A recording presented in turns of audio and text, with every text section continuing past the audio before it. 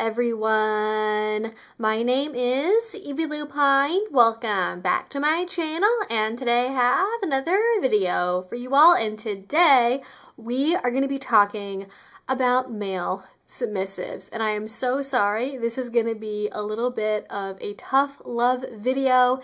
It's going to be rambly because I really felt like this topic was not one that I could sit and write a script about. It really had to be coming from the heart because it is going to be some tough love. And though I have talked on my channel before about things like scammers and spotting fakes, it is an evergreen topic, and it's been a while since we have covered it. And before, when I've talked about it, AI was not a thing. Bots, yes, but AI is taking it to a whole new place, and that needs to be discussed. And to be honest, though I am going to be covering that part of it, I am also going to be focusing on some tendencies that I have seen some male submissives exhibit that I think is really leading y'all to shoot yourselves in the foot and make it so you're not getting to the kinds of relationships that you want to have. And please listen to me. Let me help you, because I want you all to succeed and find people.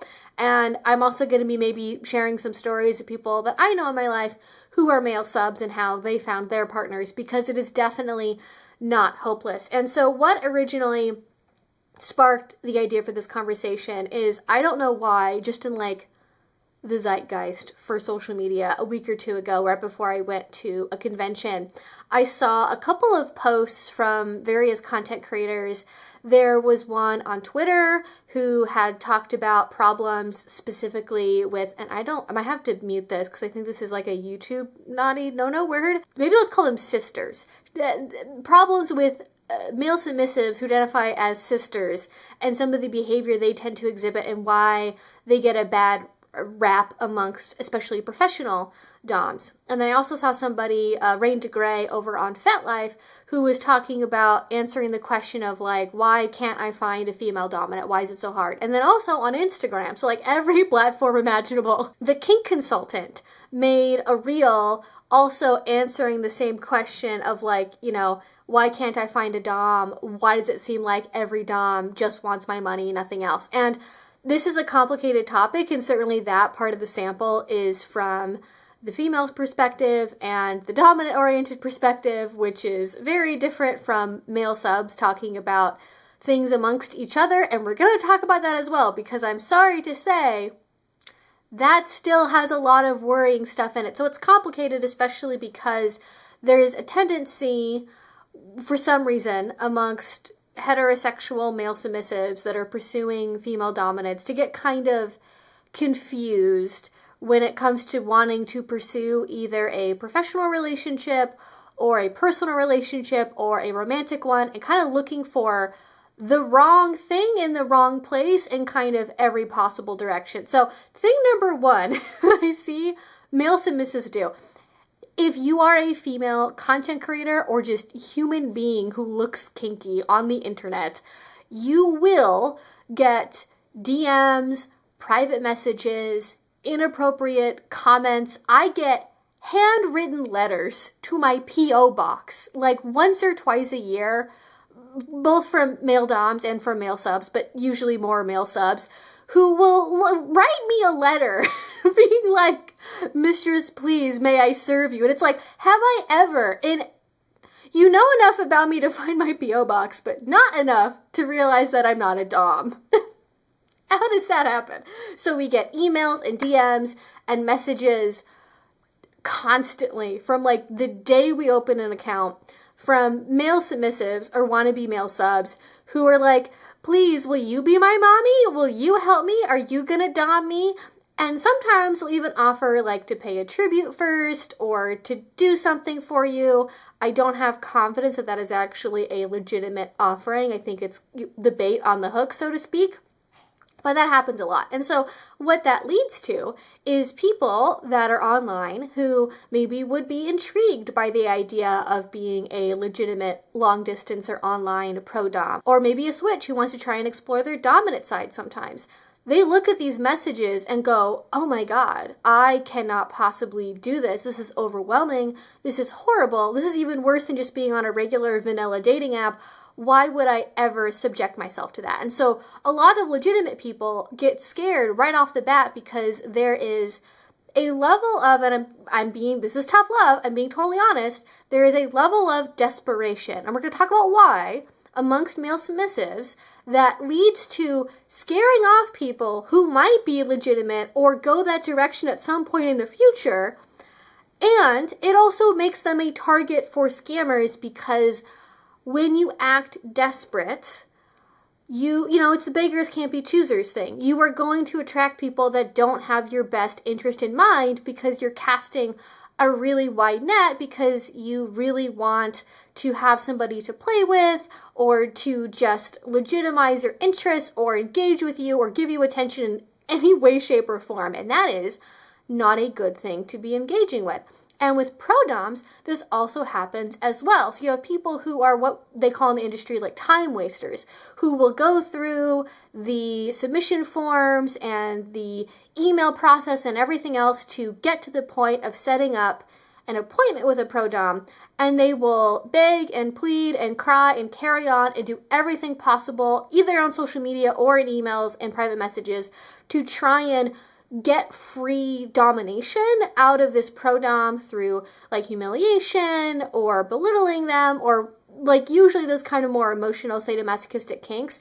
You have people that will intentionally try to provoke a dom into responding to them in a mean way because that actually feeds their kink. And so that makes the process for getting into, see, a legitimate prodom that much more difficult because now they have to set their bar that much higher to avoid the time wasters, because especially when you are an independent content creator and in the modern age when this stuff is not, let's say, very popular amongst the powers that be, you have to work so freaking hard to make ends meet and then live up to this life of luxury that people expect from a lot of prodoms, that you're like every 30 minutes that you're spending on a time waster, that's 30 minutes you're not like texting with somebody who's a paying client or setting up a session or cleaning your space or storyboarding for something you want to record later.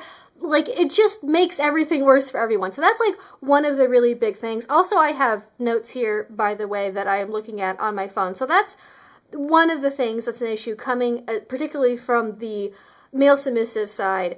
But it's not just that. Like, I don't want to make it seem like it's like a complete clusterfluff of problems that includes male sub behavior, but then kind of things that constellate out from that and around that kind of make this like nucleus that results in terrible monstrosities happening. So the other thing that happens are bots and AI. So for forever, since I've been in the kink community, like 10 years ago, bots have always been a problem that has destroyed more than one kinky social media network before it gets overtaken by bots. And it used to just be like really simple. You know, back in the Tumblr days, you would have a super obvious stolen photo account messaging you, and they would basically instantly be like, hey, go to this external site, you know, pay me money in order to talk to me. Okay, first of all, immediate red flag, right? If any dom, if their first message is telling you to go to a site to tip them, to pay them for something, if they are messaging you, no. Legitimate prodoms are way too in demand. They're not doing that. That is a bot. That is a faker. So it used to be a lot easier to spot, but now with AI, even on more vanilla mainstream sites like OF, you have whole companies whose job it is to like facilitate like fake one-on-one DM conversations with people, which is, I'm not in that world. That's not really my bag, but that does leave a distaste in my mouth, and I don't think that's good practice. People also use similar tools to have what you think maybe are like legitimate salacious conversations with people that you're attracted to, and then you find out, oh, this person isn't legitimate, they're trying to convert me into like giving them Bitcoin or a gift card. Again, if it sounds like a phone scam, it's probably a scam. if somebody is telling you to go to an external site or buy them a Amazon gift card or get them Bitcoin, that's a scam. And if it isn't, it's still not worth your time. Like, it is not worth the risk associated with that. Also, if they try to get you to do blackmail, have you send them blackmail information or social security information or like your bank account or where you work, anything that can be used against you, don't send that. That's also a bad idea. So you have bots and AI that are getting more sophisticated, that are not just existing on places like Reddit and Tumblr and Twitter these days, but they're also, and to a certain extent bots have always been there, but it's a little bit of a different flavor now, are also on dating apps. And I have heard multiple stories from different people who will tell me, I was on like Bumble or Hinge, and I found this woman who, like, I found out was a dominant, and she matched with me, and we talked, and I thought she was totally legitimate, and, 10 messages in, a couple days of talking in, she suddenly tells me to, like, go to her OF account, or go to some other website and to, like, pay her because now she's gonna start charging, which is terrible. I'm not sure what the solution for that is. I have not seen the content of these DMs, but as a general, just ballpark guideline, if somebody is immediately engaging in DS roleplay with you, is engaging in your kinks instantly, makes the conversation about sex and meeting up and hookups right off the bat, that's a no. I really think even if you are a kink-focused person for whom kink is a sexual thing, we need to be able to relate to each other as human beings. So if somebody is coming up to you, whether it's at a party or in a dating app or anywhere else, if somebody, the first conversation they have with you is, you're going to call me mistress blah, blah, blah, or master blah, blah, blah, and they start ordering you around and start like getting you into a role play headspace immediately, that's manipulation. That is not a good thing. Disengage. Not okay. And even with people who might be like legitimate kinksters, I don't think it's a good idea to like leap into focusing on the kink. Like, get to know each other as human beings first. If what you want is a personal relationship and romance and dating. If you don't want that, you need to be very clear about what you're looking for. And I think this is where male subs trip themselves up a lot, is they don't really know what they're looking for. The lines are so blurred from having watched like maybe decades of adult content that they maybe want a lifestyle partner, but they approach it with the same expectations that you would if you were looking for a professional. If you want a detached, emotionless, professional relationship, that is totally legitimate.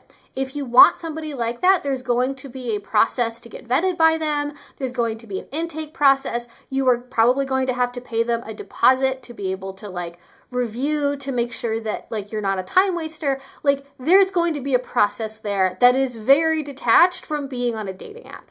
And if you are on a dating app looking for a romantic partner who will also be your dominant, that is a thing you could potentially find depending on what site you're on and how good you are at filtering out bots and like recognizing that stuff. But if you are looking for that, like, you should like hopefully also be connecting to this person as a human being with their hobbies and what they do for a living and their job. Like, do that first before you get into the kink stuff, because there are scammers who will play a very, very long game to get to you because they have the time. But most scammers, if you are engaging with them and you skip over talking about like the kink stuff, or you say, oh, well, I'd rather know more about like what your cat's like, or like where did you grow up, like if you keep redirecting it away from opportunities for them to like have them prompt for a payment or something, they're eventually going to give up and focus their attention elsewhere. And they might try to like guilt you, they might try to bait you into continuing the conversation, and they're having an extinction burst moment of, I'm going to try one more big thing to try and get what I want out of the equation. But if you can endure that, okay, well, first of all, you just block them at any time, not to have any conversations you don't want to have. But if they suddenly get really ornery and they get really demanding, that was a good sign that wasn't a person or a bot that you should have been engaging with in the first place. So that's another thing to think about there. And then a corollary problem that goes with the bot and AI problem, and I think why this is such an issue is, listen, as much as I said this is a video about tough love for male subs, and them needing to get their freaking heads on straight, we are going to be doing a corollary video for the phenomenon of random women, even celebrities who are women, taking on the aesthetics of sex work in order to turn a profit. And I think that has become an increasingly big problem. I remember a couple years ago when I was just browsing YouTube, like seeing like subscription feed homepage videos like getting recommended to me that had millions of views of like random women who were not kinky, that hated submissives, that did not think of them as human beings, talking about how they like made $5,000 this month like selling pictures of their feet, or how they copied Belle Delphine to like sell bathwater or whatever. And they don't have the background of being in the kink community. They don't have the ethics. They literally just see it as an easy way to make money, and they do not respect the people that they are getting money from because they think they essentially have it coming to them.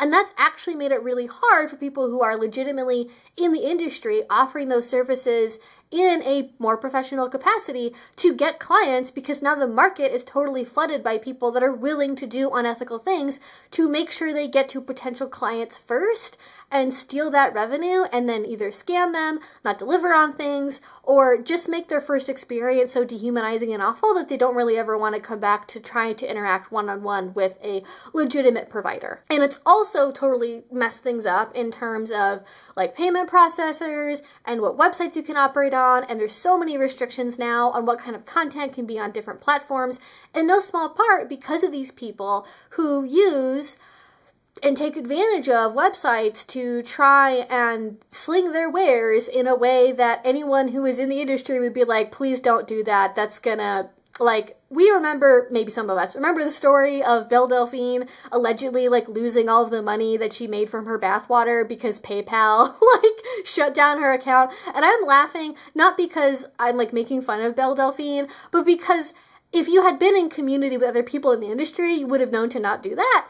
Like, I'm not a professional in that way, but I'm connected to enough pro-doms that I know not to do that, and I haven't looked into this as a potential business interest for myself personally.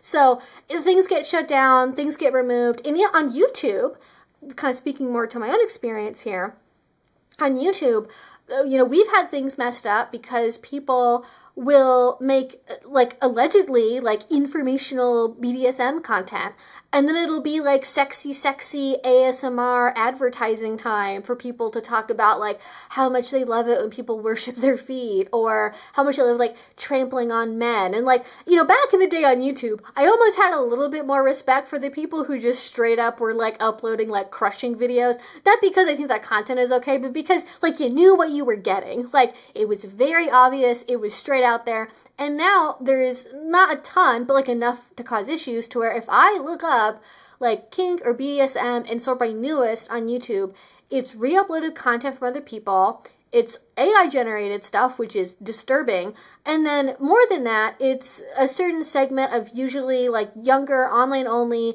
not connected to the community, like want to be pro-doms or just want to be fin-doms, usually more specifically, who will make kind of this baity, like fake educational, like story time content, talking about scenes that probably never happened and things they've probably never actually done before. And that actually has made it more difficult for me and other actual educational content creators, because as a result of that kind of content being mislabeled as educational, now videos that involve sharing personal experiences in an educational capacity don't count for monetization in the same way that more traditional educational content would. So now it is no longer an exception if you are sharing a story in order to have a leapfrog in order to talk about something educational. Like if I came on here and I made a video talking about my experience on a kinky camping trip, or, you know, what I did at a rope bondage convention, even if I use that as a way to talk about, like, hey, what are conventions like? Or what precautions should you take if you want to, like, play in the woods? Like, that's still going to be looked at YouTube as, like, ooh, you're, like, sneakily trying to, like, bait people with a spicy adult content. And, like, it's very frustrating. So that is one of the biggest things that I have personally witnessed. But then something that I very recently found out about as a big issue is even in spaces where male subs are congregating with each other, you have a lot of reinforcement of ideas that I don't think are particularly helpful. I think you have some people, but usually it's female tops and doms coming in and trying to guide the hapless male subs, from them away from their own bad tendencies. But male subs talking to each other, at least from what I've observed as an outsider, a lot of the conversations center around like hating pro-doms, hating fin-doms, and not making any kind of distinction between legitimate fin-doms or femdoms who are actual professionals who do things in an ethical way that care very deeply about their clients, and AI bots and scammers and 21-year-olds who are in college who want to make a quick buck that like don't care about you personally, and sort of taking, like, I don't know, when somebody like messages you on Reddit and then the next message they send you is like, hey, here's my OnlyFans, like taking that as being representative of like what findom is. And I personally take a little bit of an issue, in fact, a big issue, with people misusing our terminology and then people generalizing that as though it's actually representative of our community when it is definitely not. So I have a couple quotes here that I think are representative of this. So one is, quote, "Findoms are a blight on the kink community. They're always so full of themselves, pushy, and won't take no for an answer. And I don't think you'll find anyone here who doesn't hate them." And again, it's that generalization, and like I think findom in particular, so financial domination, attracts the worst of the worst, for sure. But findom in and of itself, in isolation, is not the problem. It's the culture around people trying to find partners and the exploitation associated with that, and people, again, using it as a way to make a quick buck without any kind of respect or real training. That is the genuine issue. But then, on these same forums, in these same groups, I see people both being like findoms are awful, I hate getting scammed, I wish, why do they all send me DMs trying to like get me to pay them?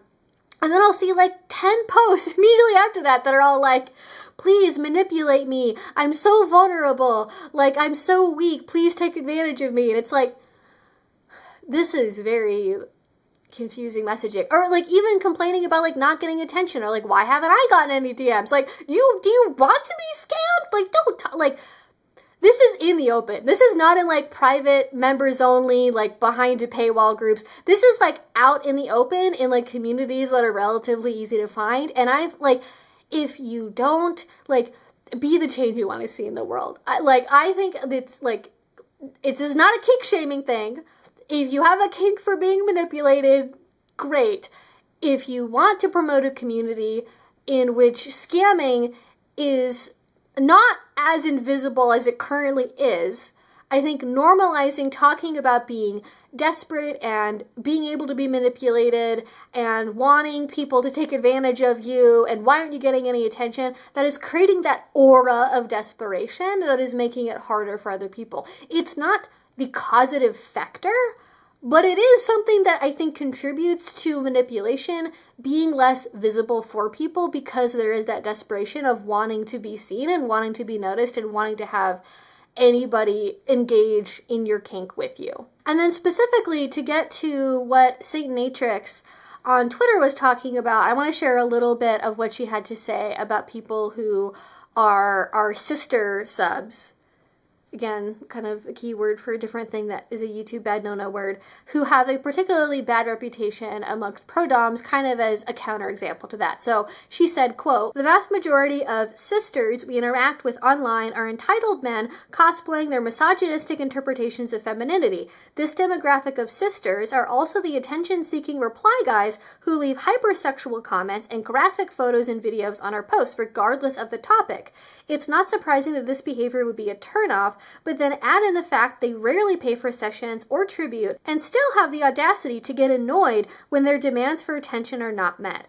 This is not reflective of the sister community as a whole. It's an opinion and stereotype formed by bad actors in the community. There are many wonderful sisters out there who get overshadowed, and I think we should start celebrating them as models for others in the community. So that actually has a little bit of a positive message at the end, which like, hey, let's promote a better version of being this kind of sub.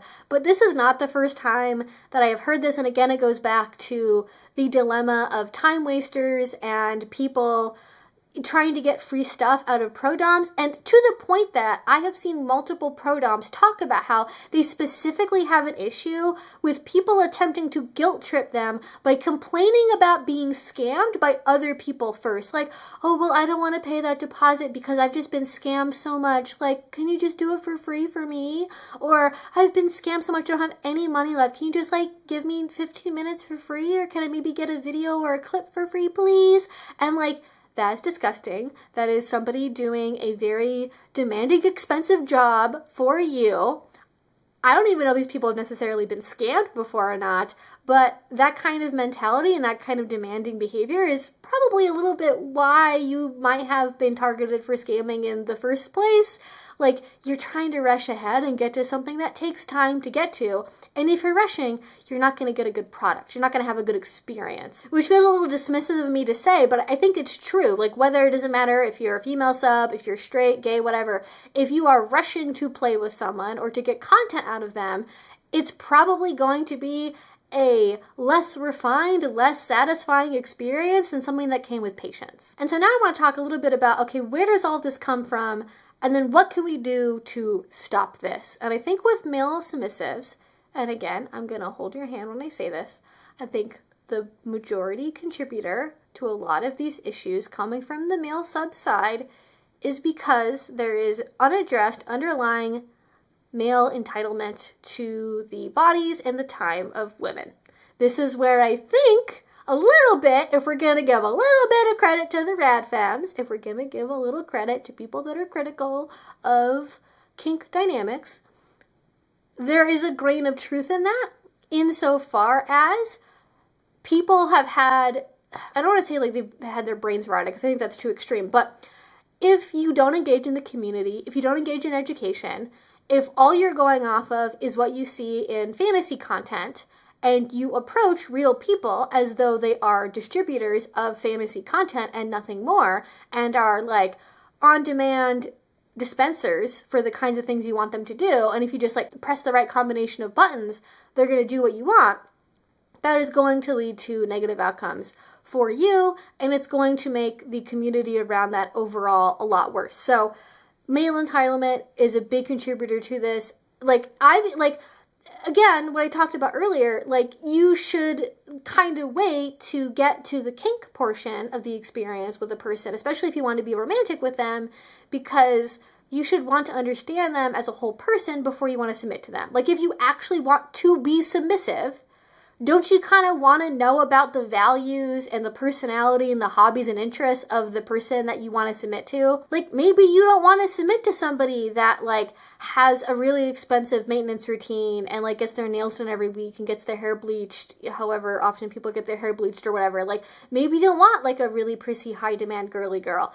Maybe you want someone that shares your interests in sports. Maybe you don't want somebody who is, like, more masculine in their interests and, like, likes to play video games or whatever. Like, I don't know what you want. Like, you're you. But you should have some understandings around that. And, you know, and people don't like talking about kink and politics, but I think it's really important. Like, are you on the same page as your dominant partner when it comes to political stuff? And would you be okay and comfortable with those conversations happening? And that's a whole other can of worms. But I think talking about values, that's one of the big ones that, like, you should probably be on the same page about if you want to be in a long-term relationship with them. Like, things like a religion, other things like that as well is important too. So male entitlement and not having realistic expectations of people as a result, like, okay, why is it hard to find a femdom? If you're looking in the community, one of the big reasons why it's hard to find people who are strictly just dominant women is, one, people expect dominant women to just only to have ever been dominant, as in never submitted to anyone ever of any gender, but especially a man. And they don't want switches. They want just strict, cold, demanding, on all the time femdoms. And that is a tall freaking order. That's going to be a very small percentage of the population, especially for people that don't ever do it in a professional capacity and just do it as a lifestyle. And more than that, there's also a lot of aesthetic expectations for femdoms in particular. Male doms can show up in khakis and a graphic t-shirt they got from Target 20 years ago, and people will play with them. But when it comes to a female dominant, in order to be correctly read as a female dominant and to attract partners, you gotta have the really expensive toys. You gotta have the whips and the paddles. You gotta have your hair done nice. You gotta have the nice red bottom heels. You gotta have a fancy outfit on, be it in latex or lingerie or leather. And each one of those are freaking expensive. The corsets and the gloves and the headwear, like all of that is expensive. And if you're looking at even just like a nice outfit for a dungeon night, that's like minimum, if you bought things like secondhand, like probably $100 to $150 for kind of the standard visual expectation, not counting the maintenance stuff around hair, makeup, nails, laser hair removal, shaving, all that business, because that's a whole other thing as well too, right? But if you're looking for kind of the classic, like upscale, head to toe, latex, leather, what have you, that could easily be thousands of dollars. And most people in the lifestyle who are not able to write that off as a business expense are not going to be able to meet that standard. So a lot of people are sort of looking for incorrect visual indicators and sort of writing people off, either because they assume they're submissive or don't want to play with switches, or they're looking for something very particular aesthetically that can be hard to achieve, and then also creates this dynamic where, because there is an expectation in place, a lot of people that might be open to exploring their dominant side don't, or don't do it outside of partnerships because they think that they can't look the part or wouldn't be read correctly by their other members of their community. So you have this long history of inappropriate expectations that comes from consumption of adult content, even if they haven't really largely consumed it. Other people who have consumed that content have sort of informed the social expectations that they are put under. That then also leads into issues of not necessarily having a great relationship with themselves and boundaries, or other people and boundaries, or really knowing what they genuinely want, because that's not part of the fantasy experience. And so they walk in and they don't really know what they want or not. They don't really know how to set boundaries, because a lot of people that are socialized as men growing up are like not really taught those kinds of emotional skills, that are really taught how to navigate boundaries. And so a lot of them, especially older people that like didn't have any education about like consent or coercion in school at all, have like nothing to go off of, and they just think, oh well, if I pester somebody enough times and they eventually say yes, I'm good. You're not good, actually. Don't do that. And then they sort of expect the same thing the other way. Like they don't sit with themselves ahead of time and really think about like, what am I comfortable with or not? What are my own personal limits? How far am I willing to go? Like, what are my expectations for this person's behavior before I engage with them? They don't think about anything like that. They don't think about how they want to be treated, how they want to be talked about, what their budget is. They just like go into it whole hog and just go, I'm going to take whatever I can get. Consequences be danged. And that, again, leads to bad outcomes. So before you get into a situation where you're looking for a partner, be it online or in real life, you got to sit with yourself. You got to set boundaries with yourself and your own behavior and what you expect from other people. Again, in terms of like, how do you want to be addressed? How do you want to be engaged with? Do you want something romantic or platonic or professional? How long do you want this relationship to last for? How much do you want it to bleed over into your real life? Do you have a budget? Do you want to go to parties together? Do you want to meet up? Do you want to play in real life? Do you want to just do stuff online? Like, set your boundaries, set your expectations, because if you don't have boundaries ahead of time, you are much more pliable for somebody that means you harm. So if you have firm boundaries, if you have your list of hard no's of like, I will not accept this treatment, it makes it easier to recognize it when it happens in the moment, and then not capitulate and give into that boundary pushing, because you've already said to yourself, I'm not going to accept this. And so I really encourage people of all kinds to have those boundaries ahead of time, so that way when they're in the moment and they see that violation occurring, they're not going to be as prone to making excuses or accepting excuses, because they know what their value is, they know what their worth is, and they know that it's not worth it to compromise on those things because they've already had time to think about it before. So set those boundaries. Please be very careful of the sort of Jenga block tower push, push, push, push, push coercion thing that is a massive issue for everyone in the kink community, all types of subs especially,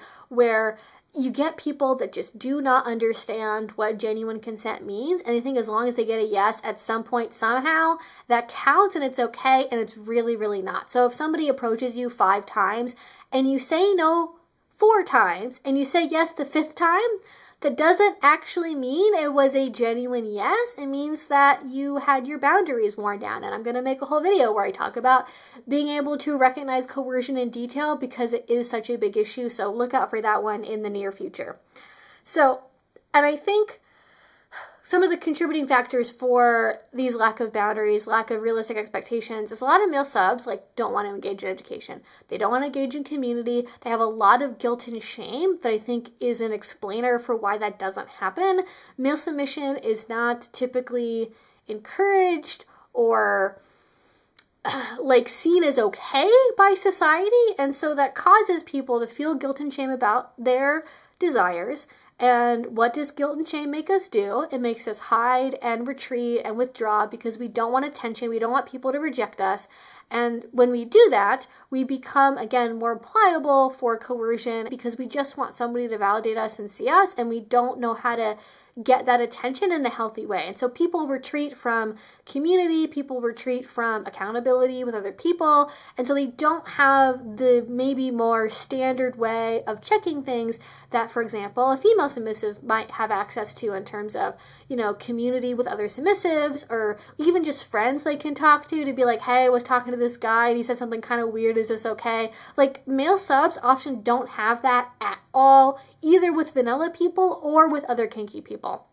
But there's also a reluctance to engage in education because it's not sexy, it's not hot, it's not fun. They consider it kind of a waste of time and money. Why do I need to educate myself? A pro dom or a dom can just train me and mold me. Why should I take a class about rope bondage or spanking or wax play or whatever? Shouldn't somebody just teach me all that stuff? And when you don't know anything about anything, and maybe people on my channel are different from this stereotype, but if you don't know anything about anything, you're more likely to be taken for a ride. Knowledge is power. Please educate yourself. I know it can be boring. I know you're oh, I'd rather spend that $15 for the online class on some ice cream. Oh, I get it. I know it's not always but you gotta do it. You gotta do it. If you don't know, you're not gonna know, and other people can lead you astray, and then you're not gonna be able to recognize it quickly enough. Especially when it comes to ethical findom or female-led relationships. Even if you're not doing niche specific kinks, get the broad strokes of online play, female-led relationships, findom, the more male submissive centered kinks. Learn from educators who are associated with reputable organizations like Wicked Grounds, because they're going to do the vetting for you. They're going to, generally speaking, as far as I know, have good people on, as opposed to just any old random person who can make an e-course. Go to places where there's kind of some internal vetting involved before you get to that experience as a customer, I think is really important. So go to educational events, and maybe even most importantly, if you are somebody that you're I am gullible, I cannot tell an AI chatbot from a real person, I don't have the social acumen, I don't pick up on the cues, I'm neurodivergent, okay, don't try to meet somebody on the internet.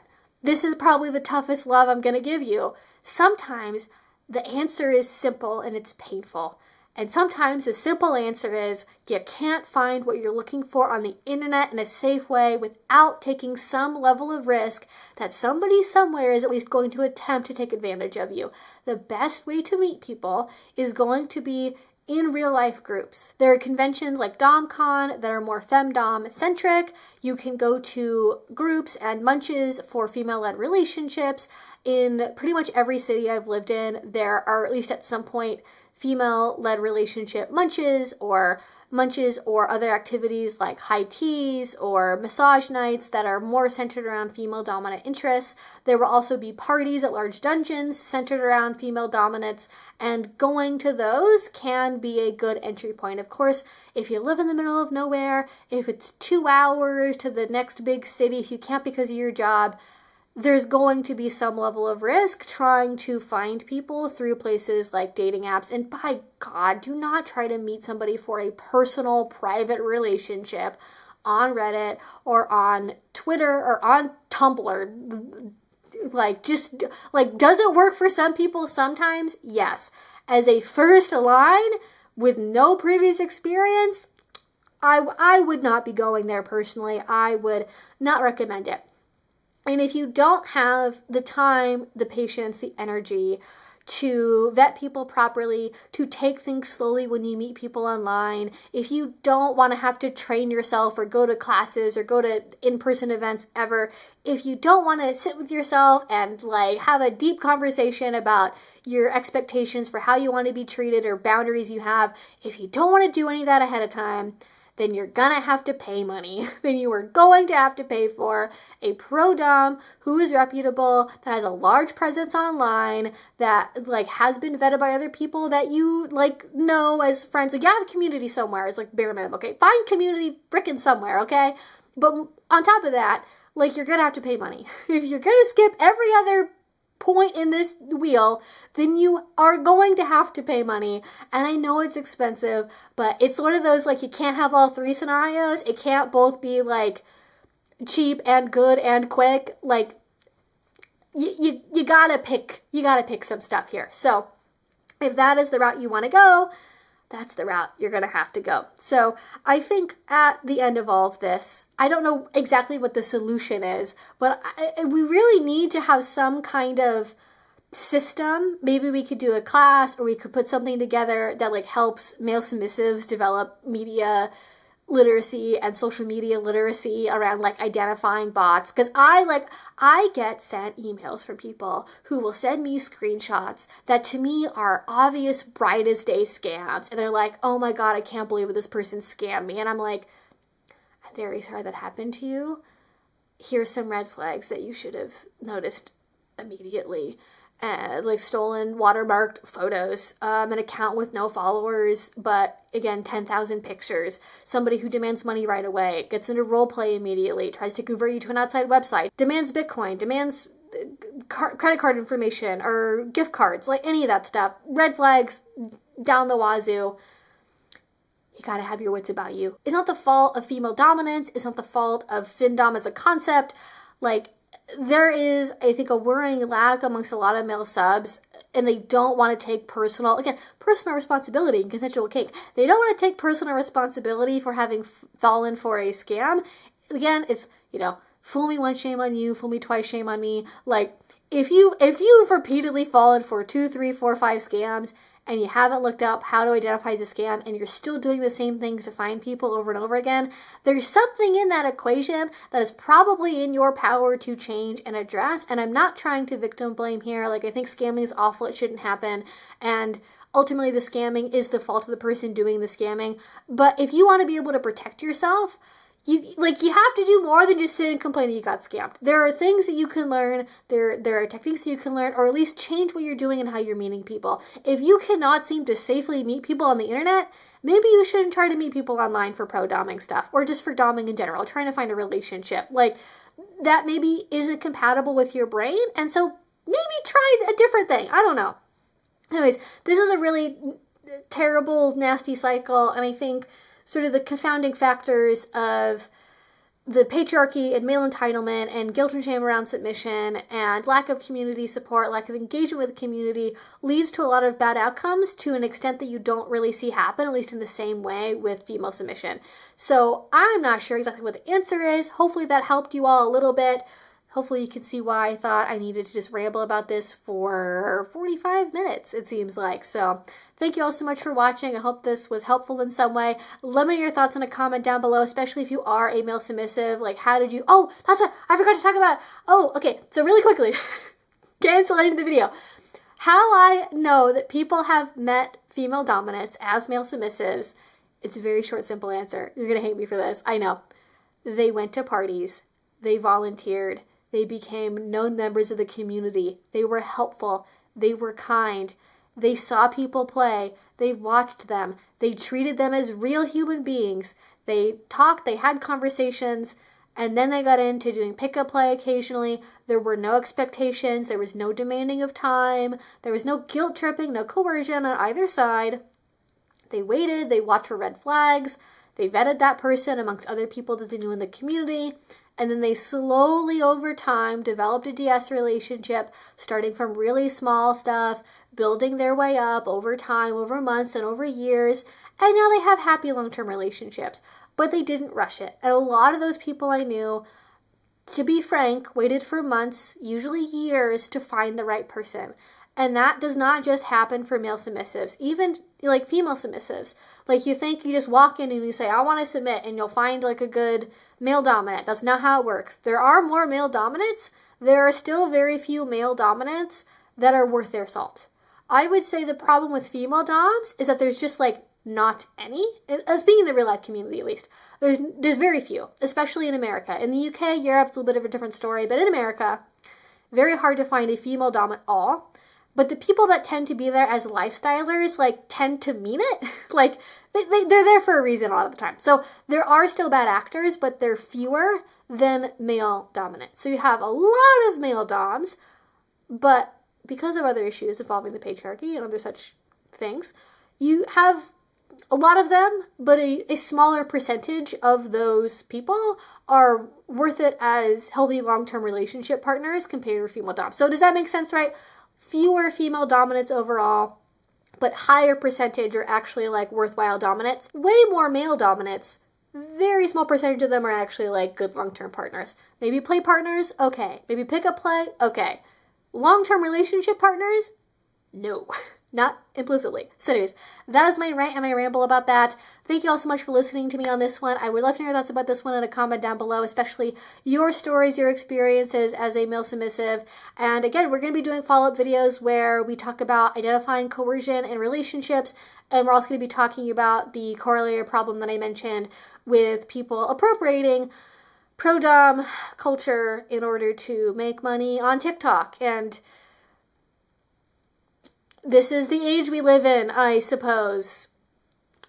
Great stuff. Anyways, thank you all so much for watching. If you like this and already, please do subscribe because I make videos every week talking about kink and BDSM related subjects. If you really want to support what I do, you can go over to my Patreon. Link to that will be down below.